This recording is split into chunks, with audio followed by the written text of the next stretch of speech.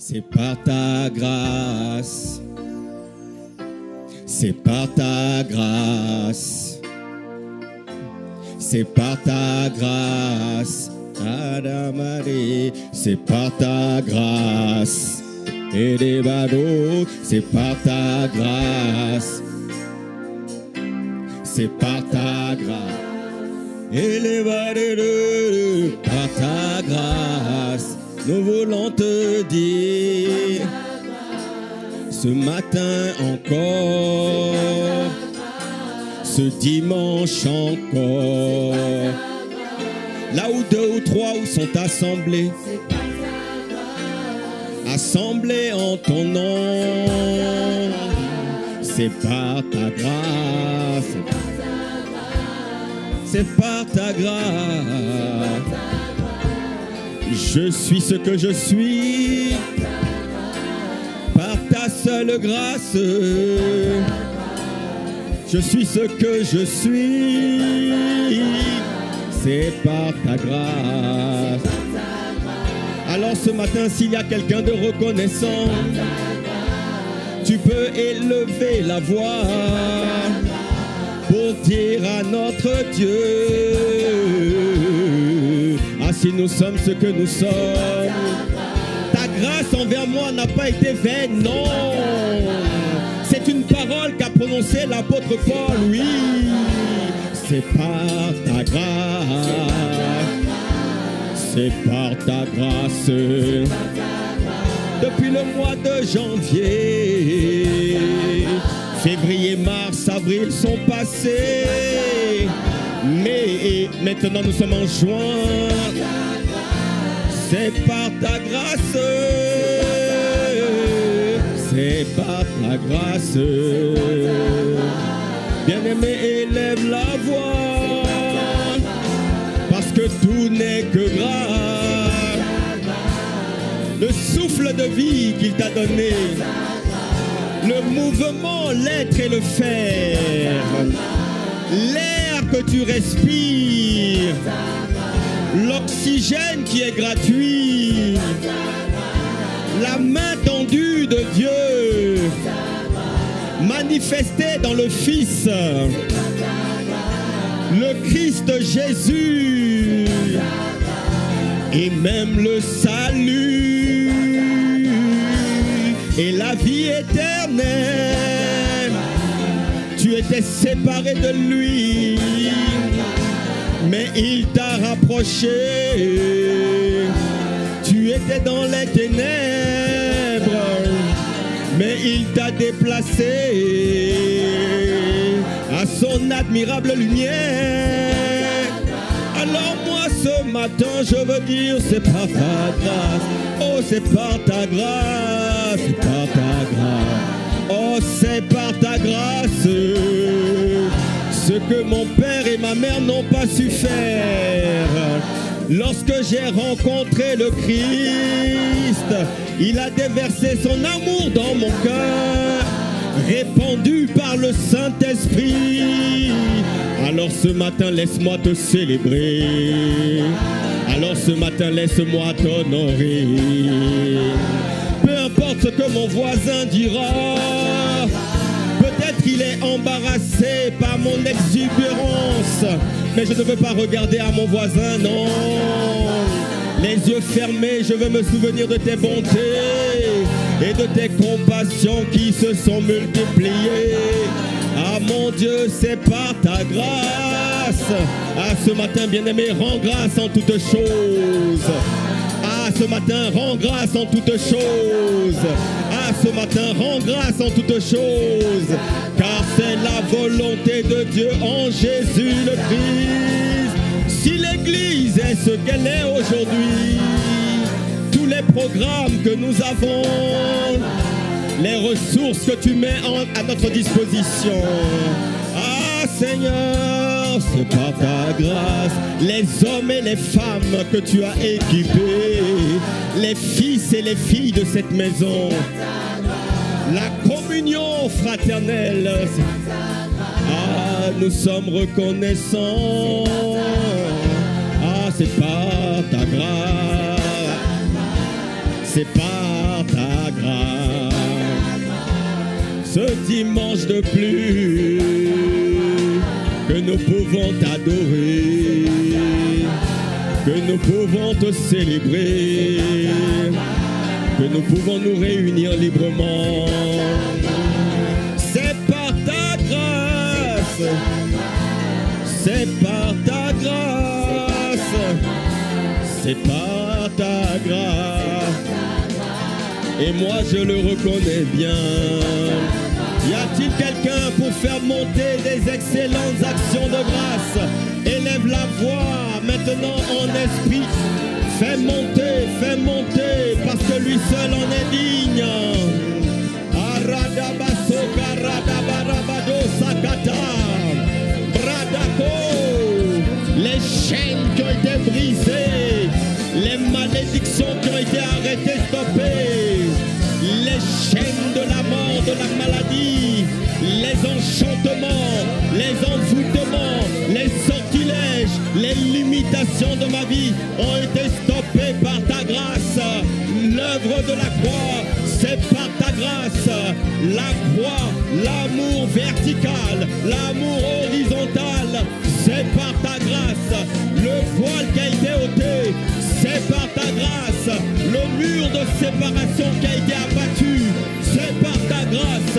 Si nous sommes ce que nous sommes aujourd'hui, c'est par ta grâce.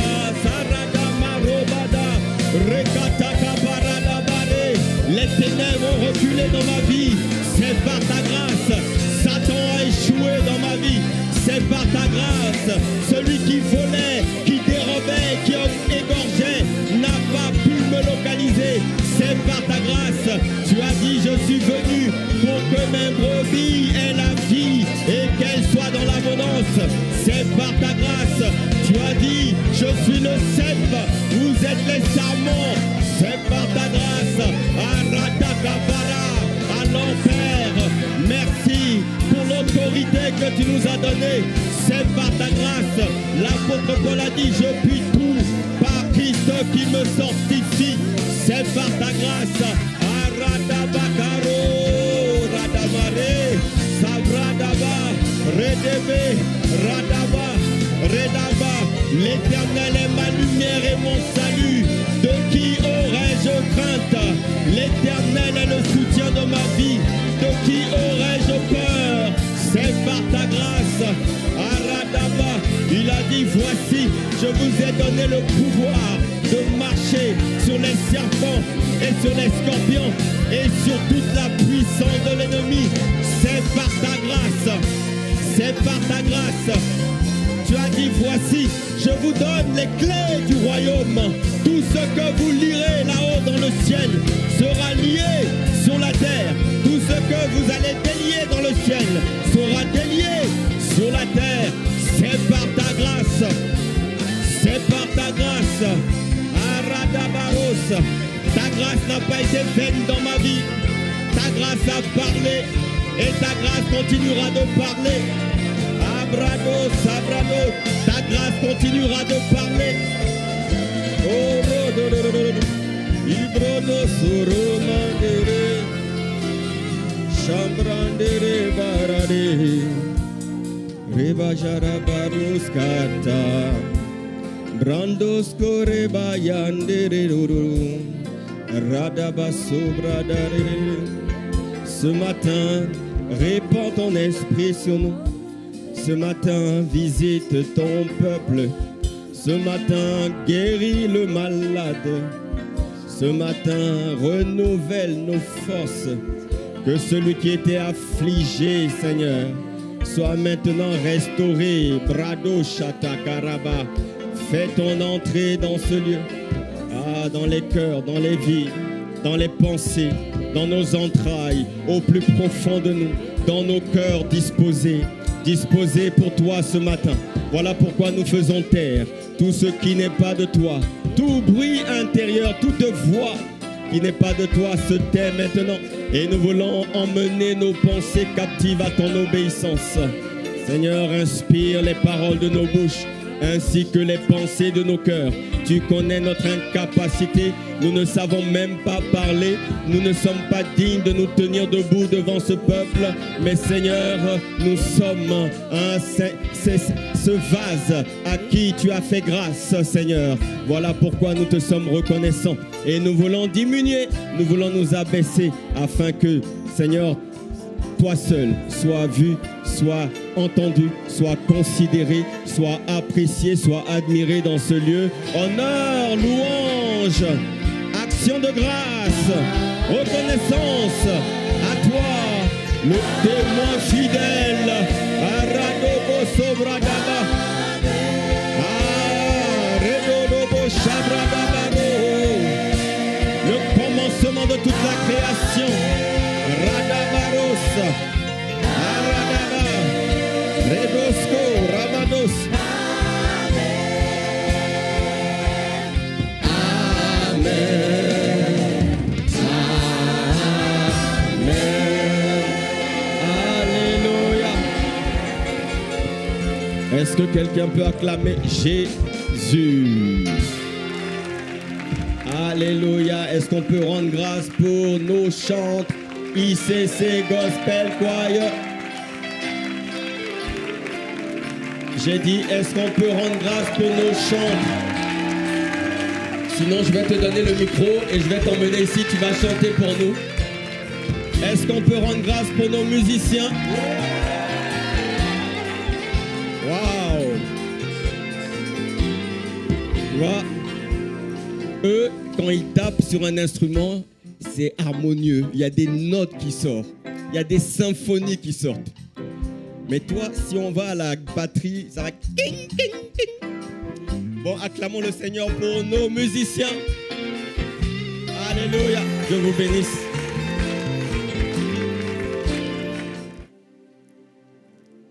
Bienvenue dans la famille de Dieu. Bienvenue à ICC, Église locale de Toulouse. Tu es la bonne personne, tu as fait le bon choix, tu es au bon endroit. Voilà. Alléluia. Gloire à Dieu. Le Seigneur est bon. Le Seigneur nous conduit. C'est le dernier dimanche du mois de juin, dernier dimanche du premier semestre. Et nous allons basculer dans une nouvelle phase de cette année 2026. Et ma prière, c'est que cette phase t'apporte beaucoup de joie, de bénédiction, que tu ailles de gloire en gloire, de succès en succès, de progrès en progrès. Que le Seigneur te localise. Alléluia. Plusieurs auront beaucoup de témoignages. Alléluia. En tout cas, ceux qui ont dit Amen. Ceux qui ont dit Amen. Il faut saisir la parole, les amis. Tout est dans la parole. Alléluia. Gloire à Dieu.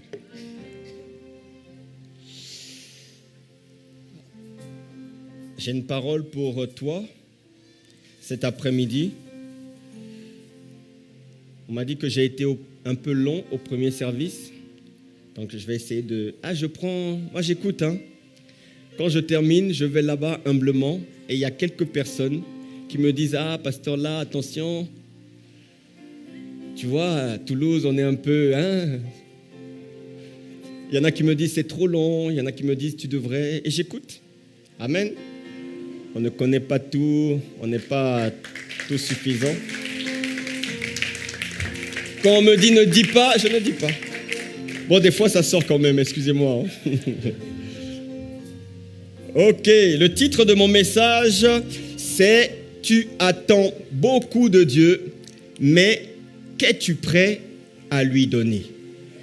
Tu attends beaucoup de Dieu, mais qu'es-tu prêt à lui donner? Ne m'acclame pas moi, mais acclame au moins la parole.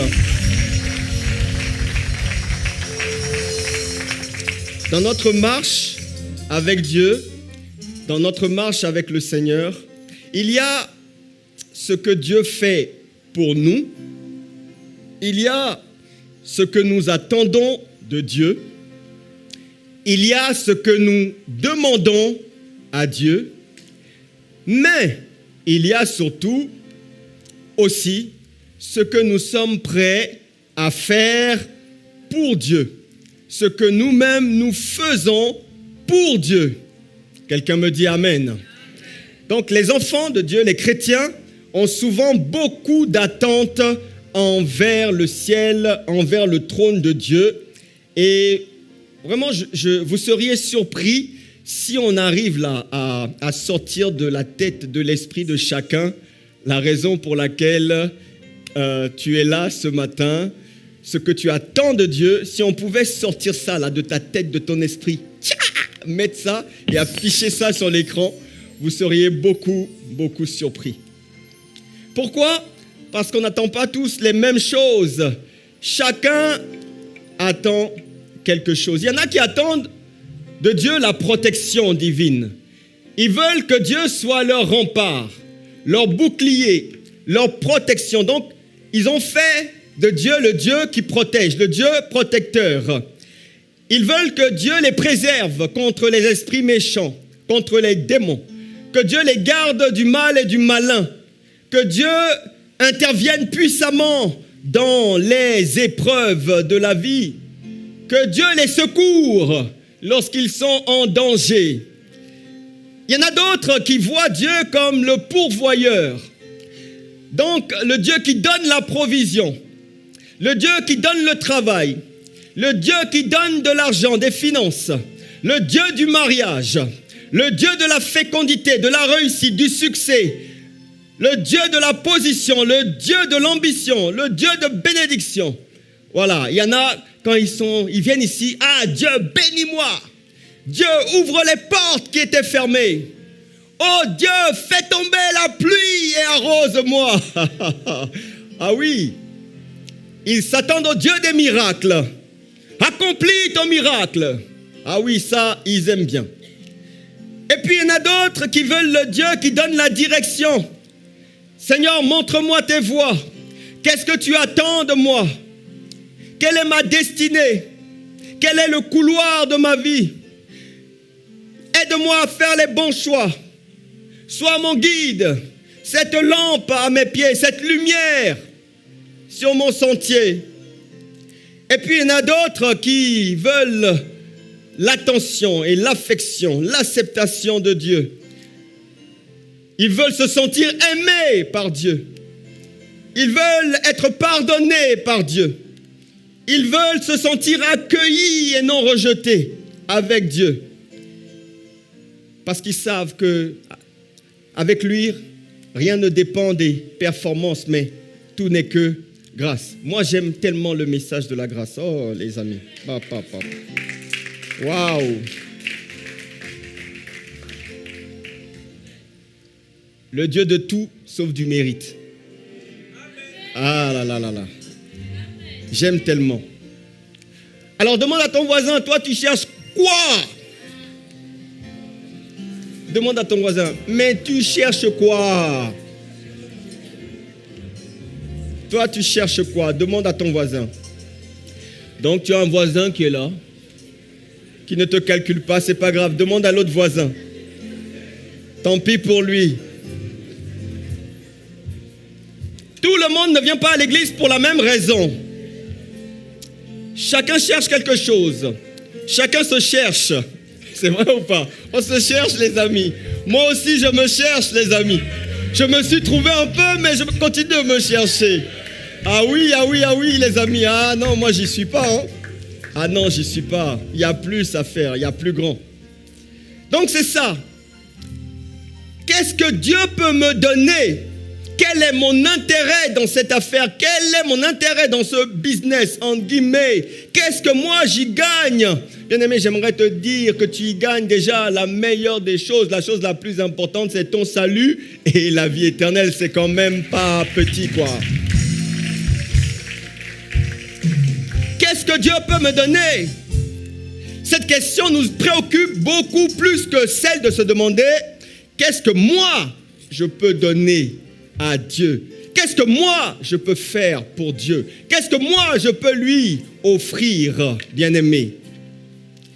Et j'aimerais te dire ce matin cet après-midi plutôt, qu'il y a un véritable danger lorsque nous basons notre relation avec Dieu uniquement sur la base de ce que nous attendons de lui. Est-ce que tu comprends? Est-ce que tu comprends?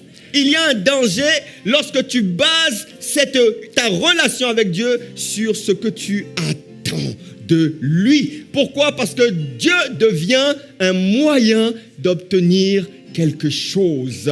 Donc, tu entretiens une relation de consommation au lieu d'entretenir une véritable relation d'adoration, d'intimité, d'amour avec Dieu.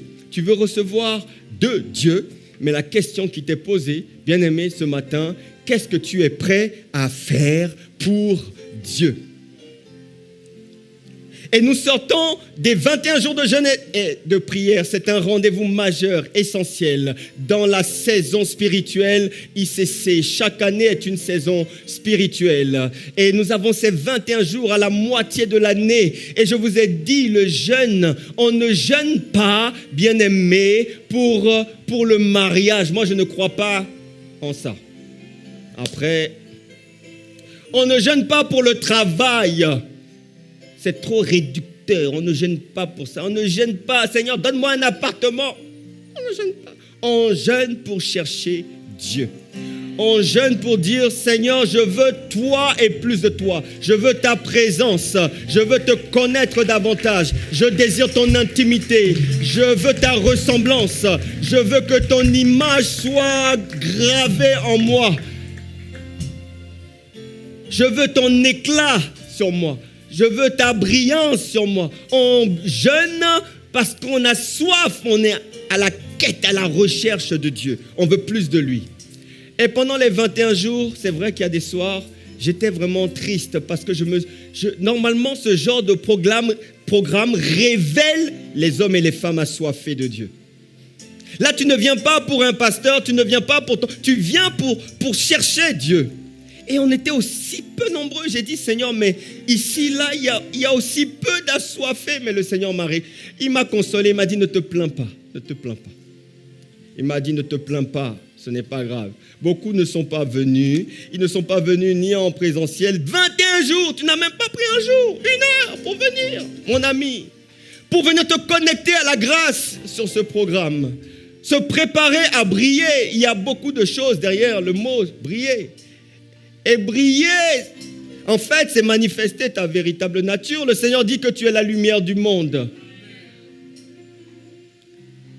Tu n'es pas venu te connecter. Tu as brillé par ton absence. Aïe, aïe, aïe, aïe, aïe, aïe, aïe. Que quelqu'un dise aïe. Ah. Mais le Seigneur nous a consolés. Le Seigneur, il nous a consolés. Mais tu vois, j'aimerais rendre vraiment grâce à Dieu pour la poignée de personnes qui ont porté littéralement ce programme du début à la fin. Parce qu'il y en a. Il y a une poignée que Dieu s'est réservée. Il y a eu des Aaron et des Hur. L'Esprit m'a dit, tu sais, les Aaron et les Hur ne sont pas nombreux.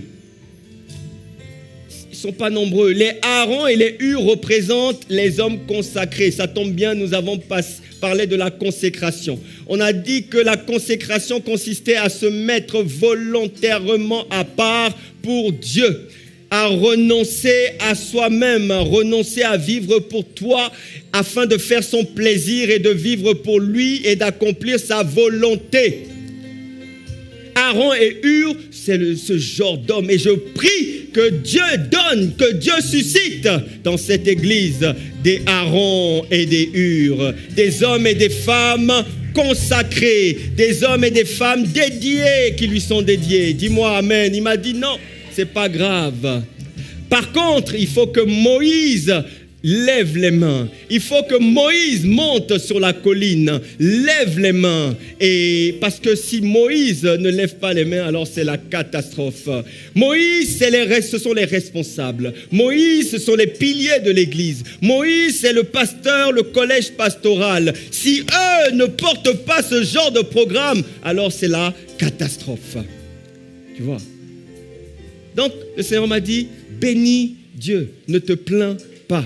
Ne te plains pas. Alors tous ceux qui ont payé le prix en venant, en prenant des créneaux de prière, en venant simplement rester là 1 heure, 2 heures, 3 heures, il y en a qui ont passé des nuits à prier, dans la présence, à s'exposer. Je te garantis, quand tu t'exposes à la présence de Dieu toute une nuit, tu termines à 5 heures du matin, mais tu es frais comme un gargan. Tu es frais, tu n'es pas fatigué. Tu ne comprends pas de quoi je parle parce que tu n'as jamais expérimenté ça. Je te répète, quand tu passes toute une nuit dans la présence de Dieu, à t'exposer à sa présence, quand tu termines, tu es frais, tu n'as même pas envie de dormir. Donc, je faisais quoi? 5 heures, je rentre un peu, je dors 1 heure, 2 heures, je me lave et j'étais encore de retour au bureau. Nous, on a payé le prix. Ouais. Il faut qu'il y en ait qui payent le prix. Alléluia. Et il y en a qui ont payé le prix, donc on acclame le Seigneur pour les Aaron et pour les Hur. Pour les Aaron et pour les Hur. Alléluia. Alors, peut-être qu'ici, il y a quelqu'un qui va dire, les Aaron, les Hur, de quoi il parle? Lis ta Bible, mon ami. De quoi il parle, Aaron, Hur? En fait, si tu regardes dans la Bible, dans Exode 17, 8, on ne va pas tout lire, mais tu vas voir qu'il y a une histoire qui est une scène naturelle et visible, mais en réalité, derrière cette scène, il y a l'image du combat spirituel invisible que nous, les enfants de Dieu, nous menons encore aujourd'hui. Derrière Moïse, Aaron et Hur qui lèvent les mains, qui est en train de prier, et Josué qui est dans la vallée en train de combattre Amalek, c'est une image des réalités de l'enfant de Dieu aujourd'hui. Quelqu'un comprend? C'est une image des combats auxquels nous sommes confrontés. Et il y a un combat réel, un combat spirituel, un combat invisible qui est là. Mais mon ami, celui qui nous combat, le prince, on l'appelle le prince de la puissance de l'air, l'esprit qui agit maintenant dans les fils de la rébellion, celui-là est vaincu, il sera toujours vaincu dans ma vie, dans ta vie, au nom de Jésus. Alléluia. Ils te feront la guerre, dit la parole, mais ils ne te vaincront. Dis-toi, ils ne me vaincront. Dis-toi à toi-même, ils ne me vaincront. Mais non, tu as l'air incrédule, tu ne le crois pas. Tu crois pas à ce que je te dis. Tu crois pas. Ah Seigneur, c'est ça notre problème.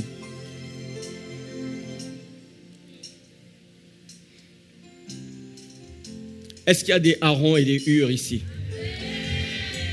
Que Dieu nous donne ce genre d'homme. Alors, vous voyez, quand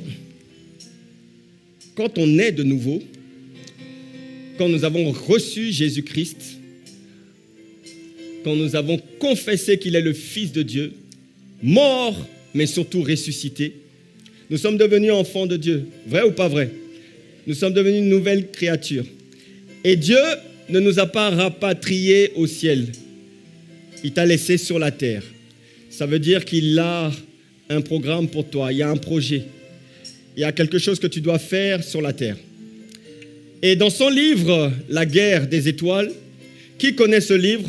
Le livre de l'apôtre, La guerre des étoiles. Je vous recommande ce livre. Vraiment, lisez-le. Il est très puissant. Dans son livre, La guerre des étoiles, l'apôtre Ivan dit qu'il y a 4 priorités pour un nouveau-né. La première, c'est de grandir.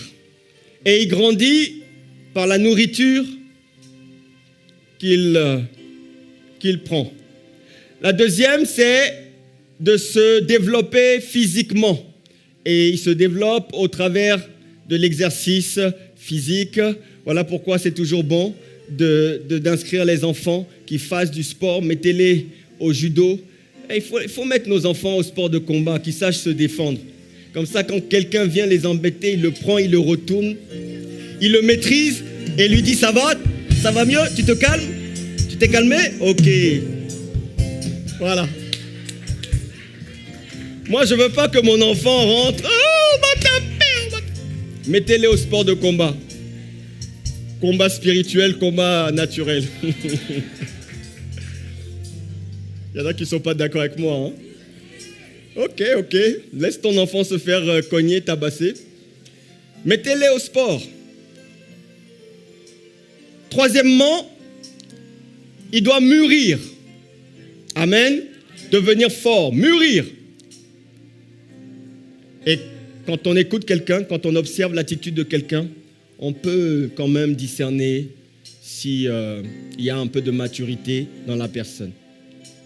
D'accord? Parce que c'est par la bouche qu'on exprime la sagesse. Alléluia. Et le dernier point, c'est il doit servir.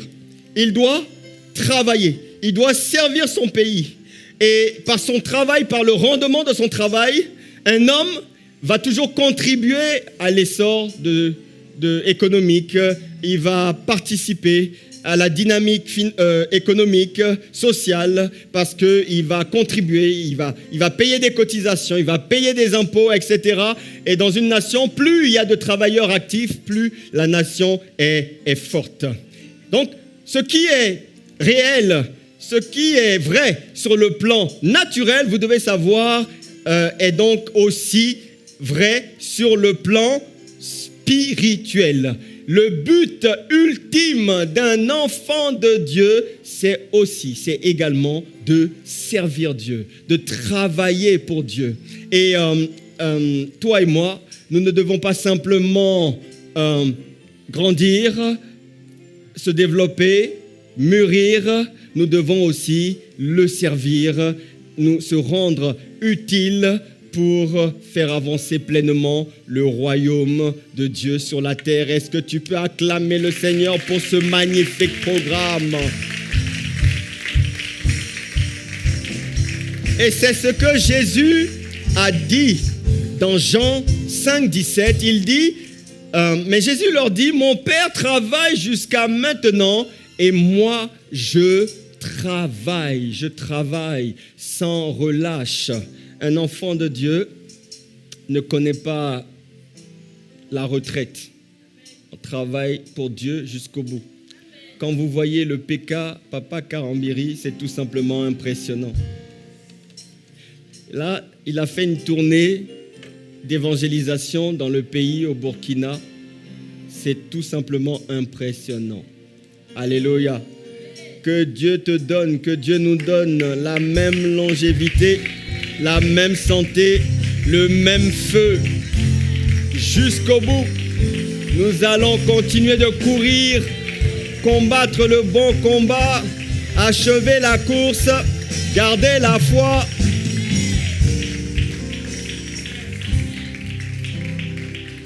Donc, c'est ici qu'il y a le réseau ici, là. Là-bas, ça ne capte pas. Donc, je vais souvent m'approcher d'ici pour prendre le réseau. Ah, il y a une connexion.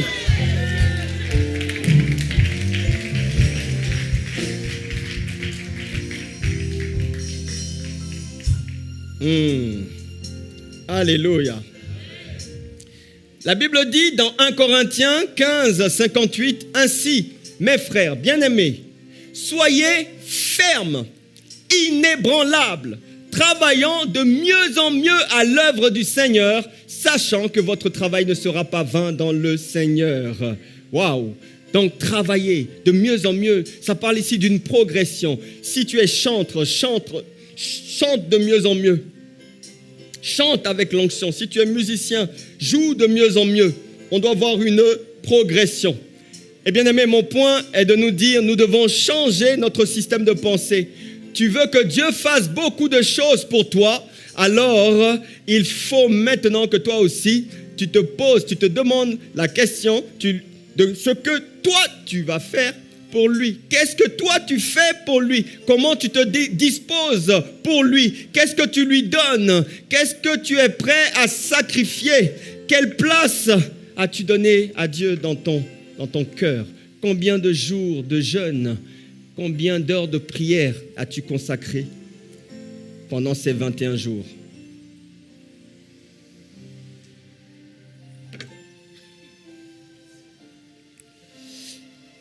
Alléluia. Est-ce que nous sommes là? Puisque tu attends beaucoup de lui, est-ce que tu es aussi prêt à donner beaucoup pour lui?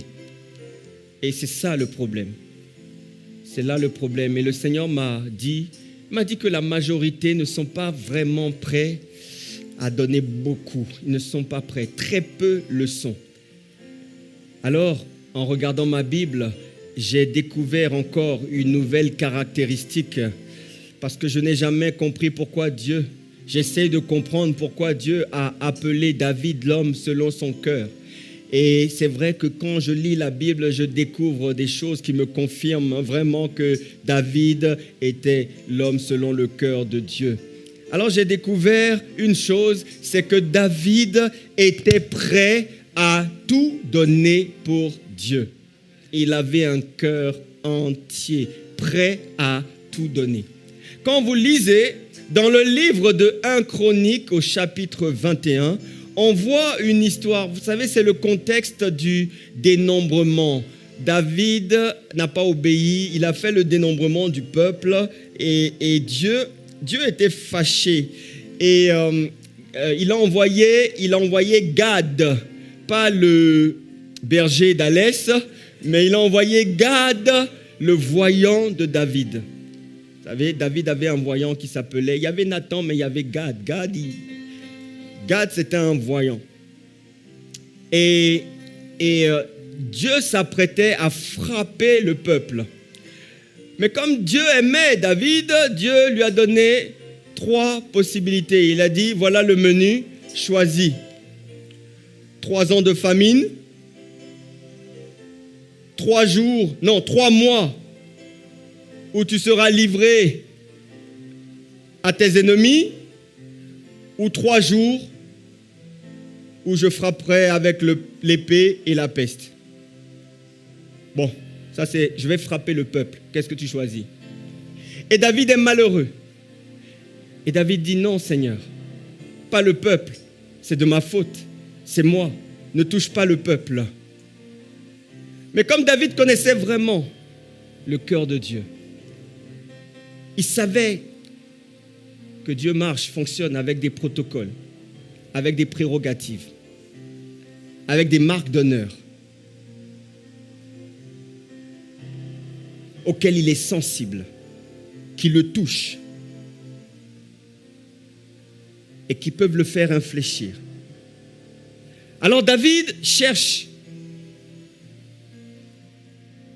Il a besoin d'un endroit, d'un emplacement, d'un lieu pour offrir à Dieu un sacrifice spécial et pour lui bâtir un autel.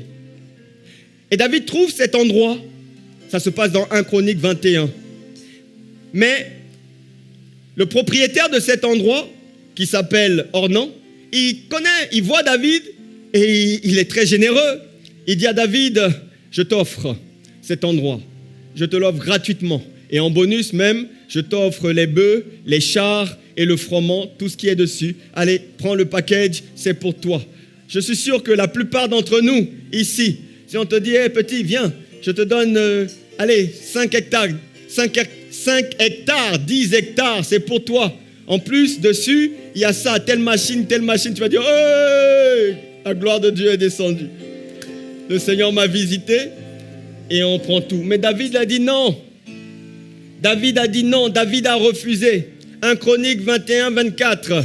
Mais le roi David dit à Ornan, non, je ne veux pas l'acheter contre la valeur, je veux l'acheter contre la valeur en argent. Car, et j'aime cette déclaration, elle est puissante, elle est inspirante. C'est le genre de déclaration qui devrait nous rendre admiratifs de cet homme. Il dit, car je ne présenterai point à l'Éternel ce qui est à toi et je n'offrirai point un holocauste, c'est-à-dire un sacrifice qui ne me coûte rien. Waouh, est-ce qu'on peut acclamer le Seigneur pour sa parole? Et les marémots, c'est par ta grâce. C'est par ta grâce. Et les chats de le moment. Waouh! Et David donna à Ornan 600 cycles d'or pour l'emplacement. David bâtit là un autel à l'Éternel et il offrit des holocaustes et des sacrifices d'action de grâce. Il invoqua l'Éternel et l'Éternel lui répondit par le feu qui descendit du ciel sur l'holocauste. Alors l'Éternel parla à l'ange qui remit son épée dans le fourreau. Ah oui, parce qu'il fallait voir, David a eu la vision ouverte.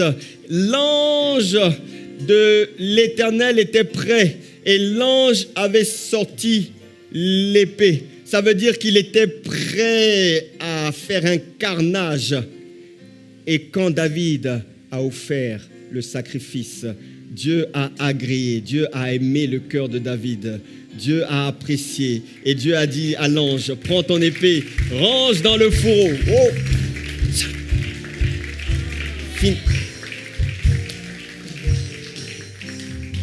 Wow. David ne voulait pas offrir à Dieu ce qui ne lui a rien coûté. Ça, c'est le premier point que nous voulons tirer de ce passage. Bien-aimé, qu'est-ce que tu as à offrir à Dieu? Ne lui offre pas ce qui ne te coûte pas. Ne lui offre pas ce qui ne te coûte pas. Ne ramène pas à Dieu des habits d'occasion.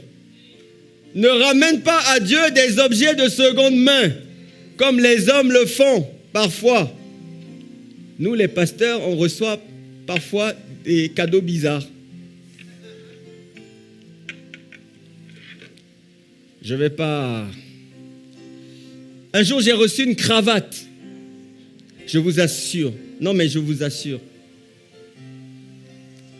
C'était une cravate qui avait déjà été utilisée. Ça se voyait. Quelqu'un est venu m'offrir ça. J'ai dit, ben dis donc. Tu vois, la valeur de ce que tu donnes à quelqu'un montre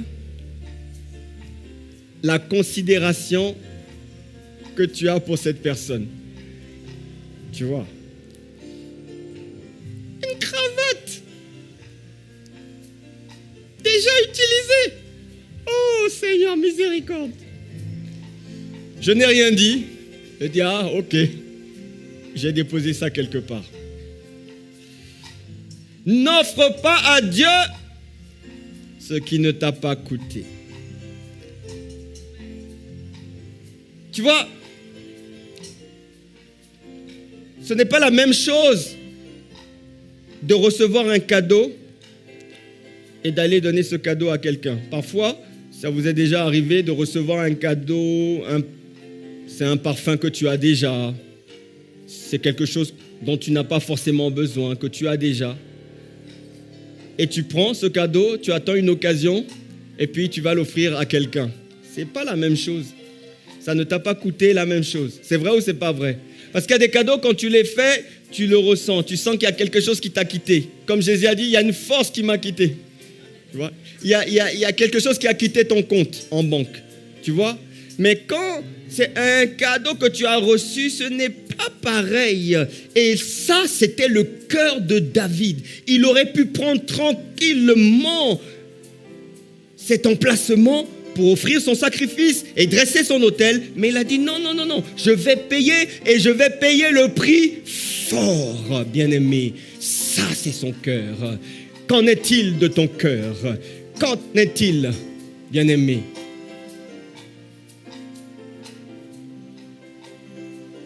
Offrir à Dieu ce qui nous coûte. Quelqu'un me dit amen. Offrir à Dieu ce qui nous coûte. Le deuxième point, toujours en partant de ce texte, c'est que David, il comprenait que ce qu'on offre à Dieu est avant tout un acte d'adoration. Et cet acte mérite ton implication personnelle. Tu ne peux pas déléguer à quelqu'un. David, pour lui, nous devons offrir à Dieu notre temps, Ce que nous devons offrir à Dieu, notre temps, nos talents, notre trésor, n'est pas seulement un geste religieux. C'est pas la religion. C'est un acte d'amour. C'est un acte d'adoration. Tu vois, quand tu penses, mais moi, qu'est-ce que je peux faire pour Dieu? Tu es déjà dans un acte d'adoration. C'est un acte d'amour. C'est pas une formalité religieuse. Non, c'est un acte d'amour. Et ça, c'était la pensée de David.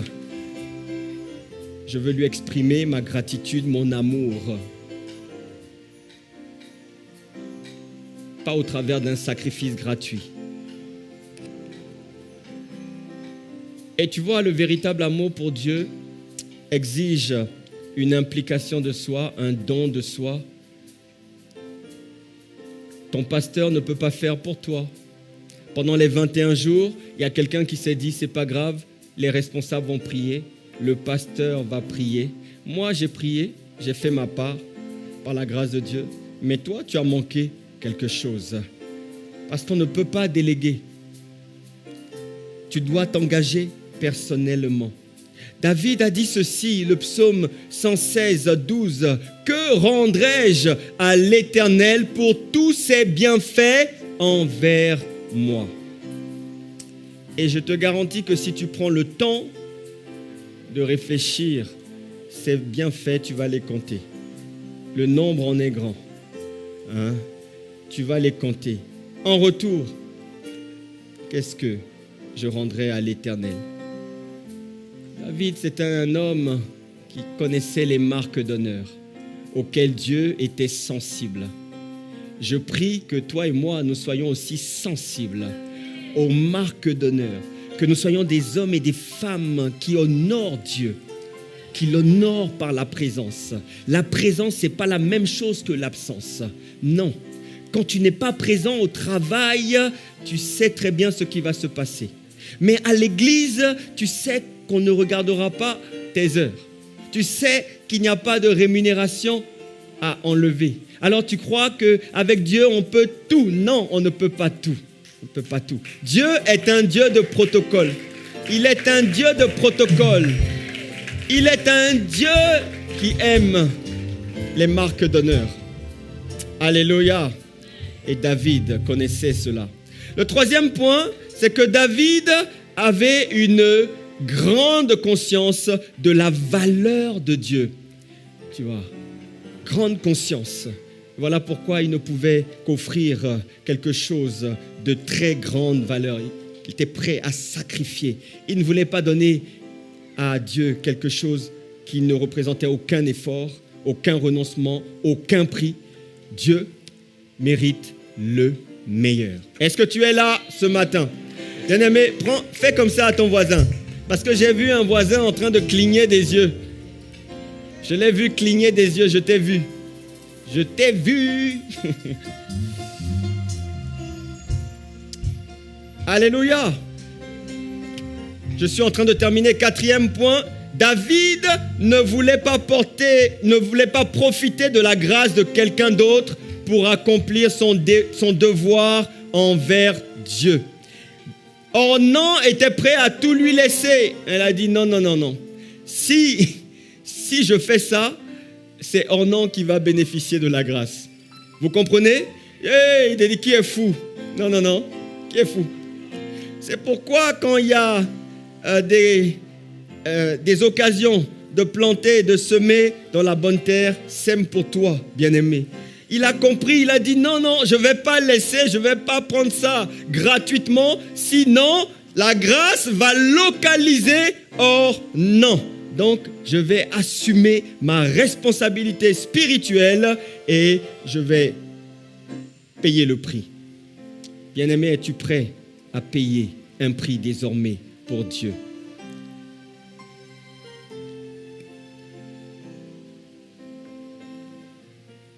Es-tu prêt à payer le prix fort pour Dieu? Cinquième et dernier point, David avait compris que Dieu n'est pas à servir avec le minimum. Le minimum. Tu vois? Et beaucoup, malheureusement, ils font le strict minimum. Et même encore ça, c'est compliqué. Ne donne pas des clopinettes ou des miettes à Dieu, bien-aimé, parce que c'est ce qu'il a toujours reproché à son peuple. Quand vous regardez dans Malachie 1,6, c'est vrai que ce passage est souvent cité dans le contexte des offrandes. Mais voyez ce que le Seigneur dit. Je crois que ce texte peut aussi s'adapter à d'autres circonstances.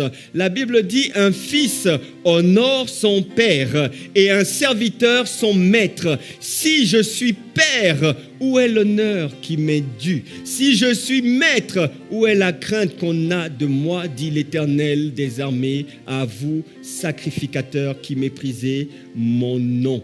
En fait, Dieu s'est rendu compte que les sacrificateurs, au moment de faire les offrandes, ils regardaient dans le bétail les animaux les plus chétifs, les vieux, les malades, les animaux blessés. Tu vois, quand ils voyaient un bœuf bien costaud, bien dodu, ils disaient non, ça, faut mettre ça de côté.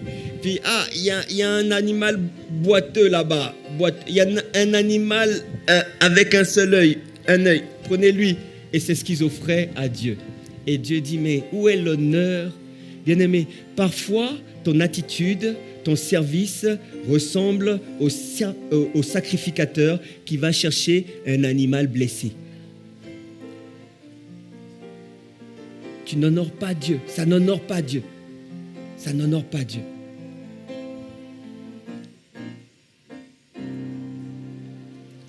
Tu veux beaucoup? Est-ce que tu es prêt, toi aussi, à donner beaucoup pour Dieu?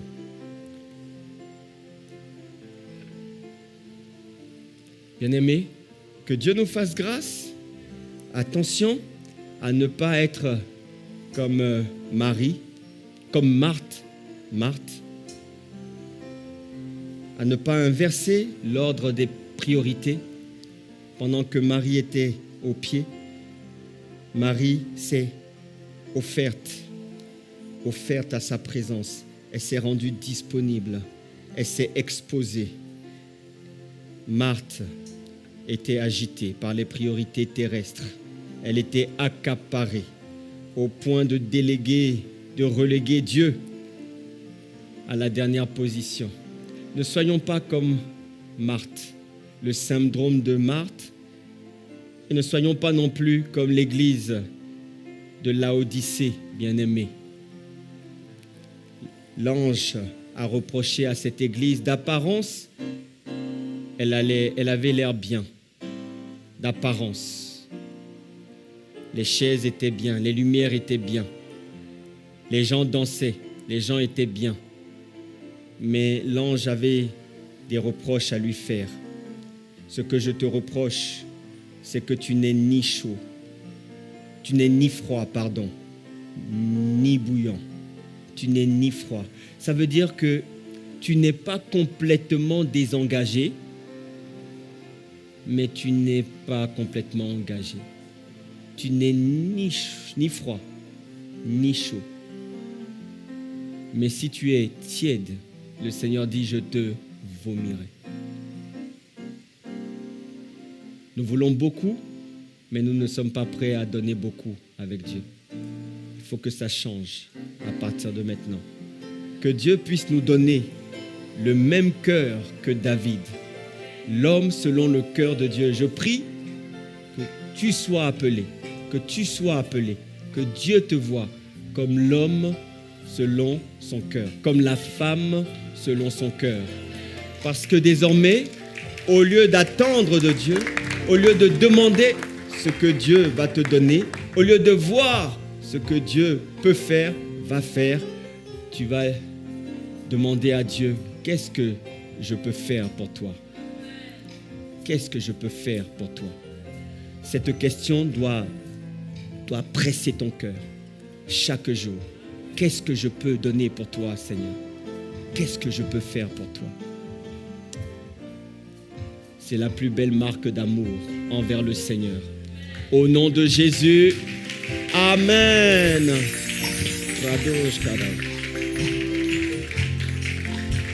Est-ce qu'on peut se tenir debout dans la présence de Dieu? Bien-aimé, que chacun s'examine. Tu attends beaucoup de Dieu, mais qu'est-ce que tu es prêt à lui donner? J'aimerais qu'on puisse élever la voix quelques instants.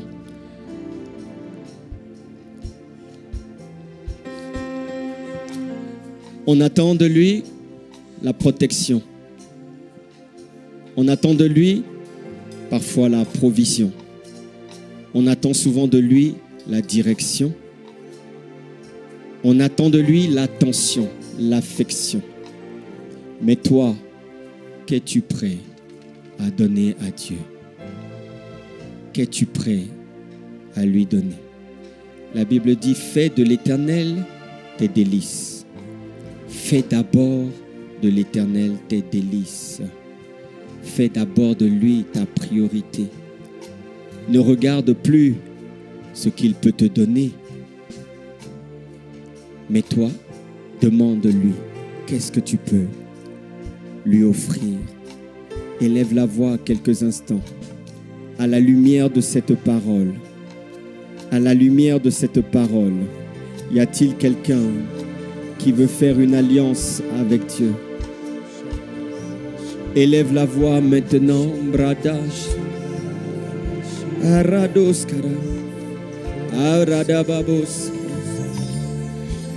Il a dit, cherchez premièrement le royaume et la justice de Dieu, et toutes choses vous seront données. Je ne veux plus le Dieu des choses. Je te veux toi. Je te veux toi. Je veux m'abandonner. Je veux me livrer. Je veux tout te donner. Je veux te donner le meilleur de moi-même. Je veux m'offrir. Je veux t'offrir. Ah, je ne veux pas offrir quelque chose qui ne m'a pas coûté désormais. Je ne veux plus faire avec négligence l'œuvre de Dieu. Je ne veux plus être froid. Je ne veux plus être ni froid, ni chaud. Je ne veux pas être tiède.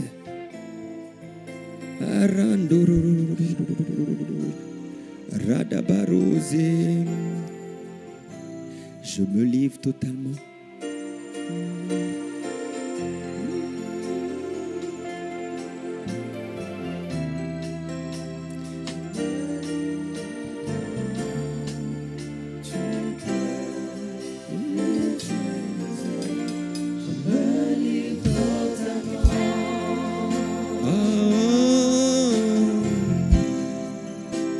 Je me livre totalement.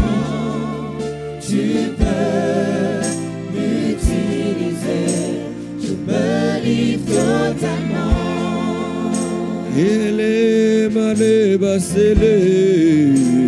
Je me livre totalement. Tu peux m'utiliser. Je me livre totalement. Fais cette prière avec sincérité. Je me livre totalement. Tu peux m'utiliser. Je me livre totalement. Oh, livre totalement. Tu peux m'utiliser. Je me livre totalement. Qu'es-tu prêt à lui offrir?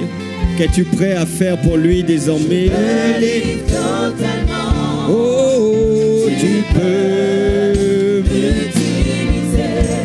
Je me livre totalement. Seigneur, entends. Je me livre totalement. Tu peux m'utiliser. Je me livre totalement.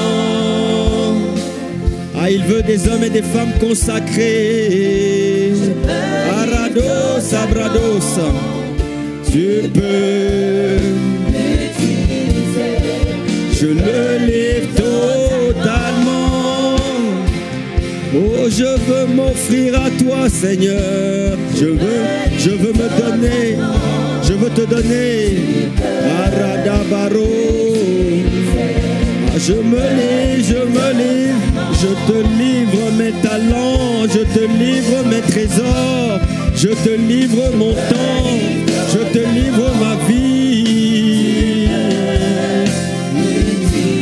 Tu es ma priorité, je ne veux pas ce que ta main peut me donner désormais, je me livre. Ah, je ne veux pas donner à Dieu ce qui ne m'a pas coûté. Ah, je me lève totalement. Oh, oh, oh, oh. Je me lève totalement. Tu peux l'utiliser. Seigneur, merci pour ta parole. Nous la recevons. Nous prions afin qu'elle soit plantée dans notre cœur et qu'elle porte beaucoup de fruits pour ta seule gloire, dans le nom de Jésus.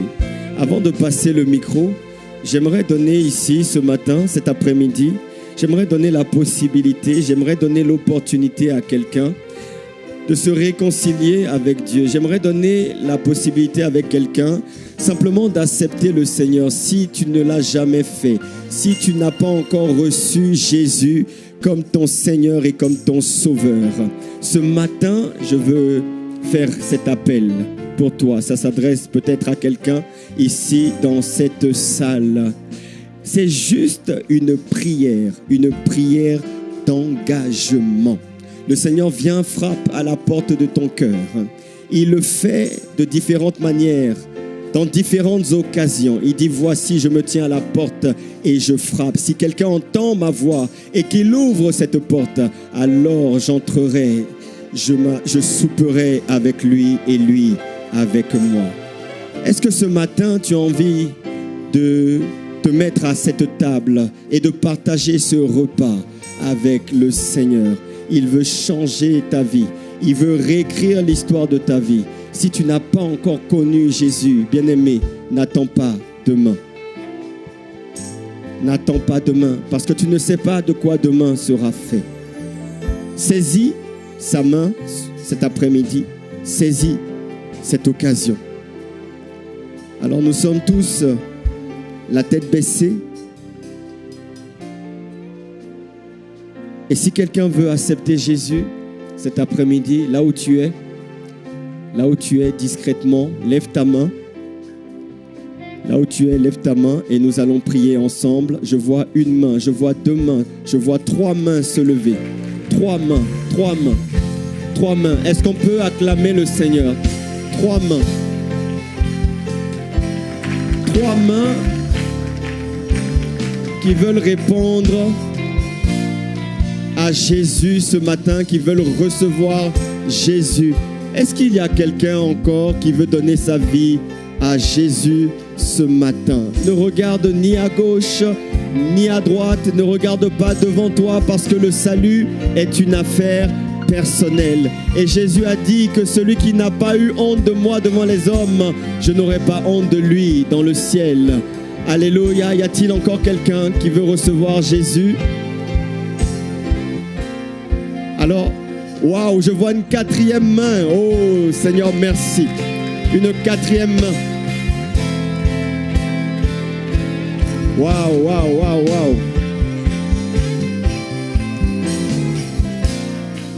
Il s'essaie, vraiment, vous savez, quand une seule âme revient à la bergerie, revient dans la maison, la Bible dit qu'il y a une grande joie dans le ciel.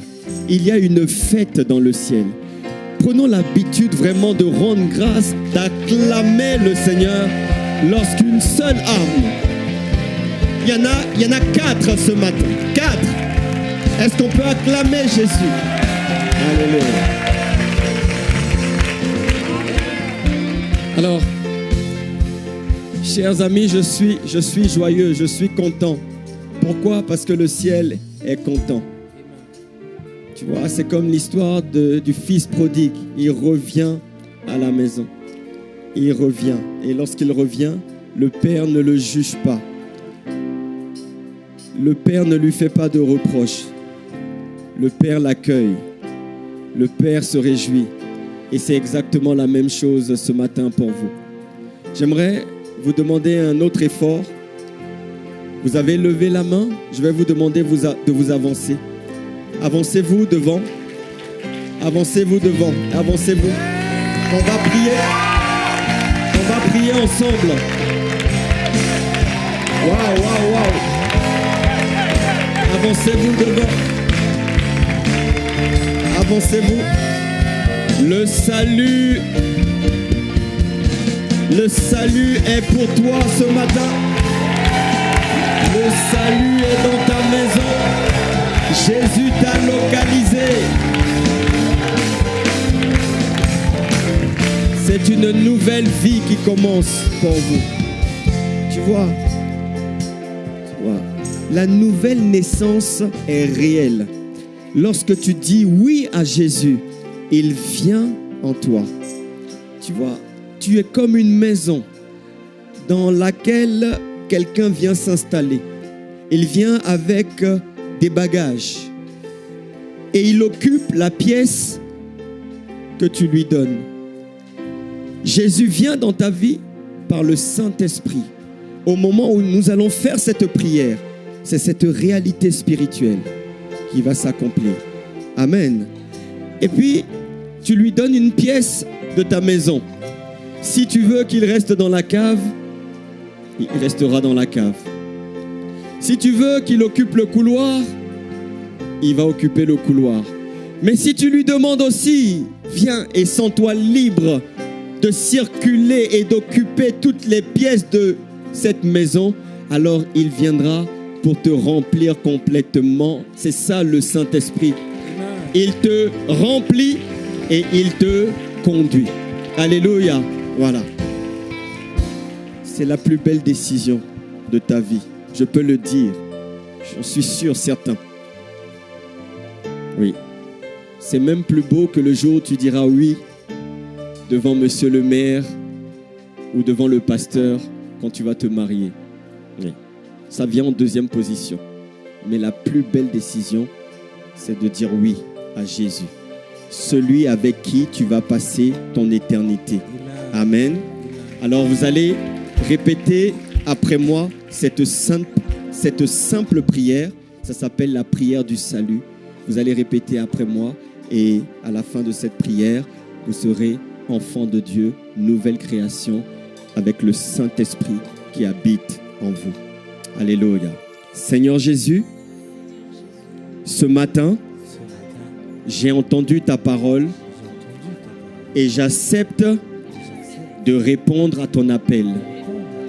Je reconnais que tu es le Fils de Dieu qui est mort à la croix et qui est ressuscité.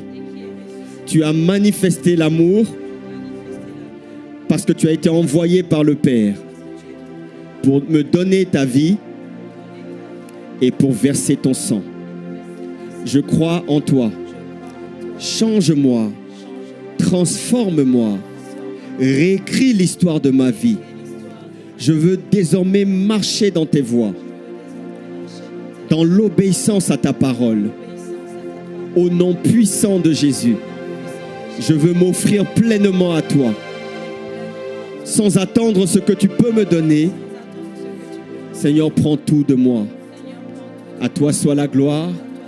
Au nom de Jésus. Amen, amen, amen. Alléluia. Alléluia. Seigneur, que ta main soit étendue sur mes 4 bien-aimés. Nul ne pourra les arracher, Seigneur, de ta maison. Ils sont cachés en Christ et en Dieu. Le sang, la ligne de démarcation du sang de Jésus les couvre. Ta main est étendue sur eux. Merci de ce que tu les plantes dans ta maison. Tu les enracines en toi. Qu'ils te connaissent et qu'ils te servent.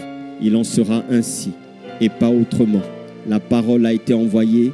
Elle ne revient pas à toi sans avoir atteint ses buts et ses effets. Au nom de Jésus-Christ. Amen, amen, amen, amen. Que Dieu vous bénisse. Est-ce qu'on peut acclamer le Seigneur pour eux? Waouh! Waouh, waouh, waouh! Alors, vous voyez, Nous aussi, il y a quelques années, moi ça fait 25 ans, j'étais à votre place et j'ai dit oui à Jésus. Et quand j'ai dit oui à Jésus, je ne savais pas, je ne comprenais pas tout, je ne savais pas très bien ce que je faisais, dans quoi je rentrais, mais je sentais dans mon cœur qu'il fallait que je dise oui à Jésus. Alors, il y a des gens qui m'ont tendu la main, il y a des gens qui ont vécu cette expérience avant vous, qui m'ont tendu la main, qui m'ont expliqué la nouvelle naissance, en quoi ça consistait, et après, maintenant, so what? Après, qu'est-ce qu'on fait? Qu'est-ce qui va se passer? Et c'est ce que nous voulons vous expliquer. Il y a des conseillers qui sont là derrière vous et qui viendront à la fin du service pour vous récupérer. Ne partez pas immédiatement, d'accord? Prenez juste 5 minutes de votre temps. Ils vont vous expliquer. Et nous, on veut vous tendre la main pour vous aider, pour vous accompagner. Et je vous promets, hein, c'est l'expérience de beaucoup d'entre nous en quelques mois. Franchement, toi-même, tu seras surpris de voir ce que Dieu fait au travers de toi. Et tes amis, ton environnement vont dire non, il y a quelque chose qui a changé en toi. Tu n'es plus la même personne. Non, il y a quelque chose de différent. Que ce soit votre partage, au nom de Jésus. Amen. Les conseillers, vous les avez repérés. Vous pouvez retourner à votre place. On acclame le Seigneur pour eux. Et à la fin du service, on les récupère. Les âmes sont précieuses pour le Seigneur. Que Dieu vous bénisse, on est ensemble.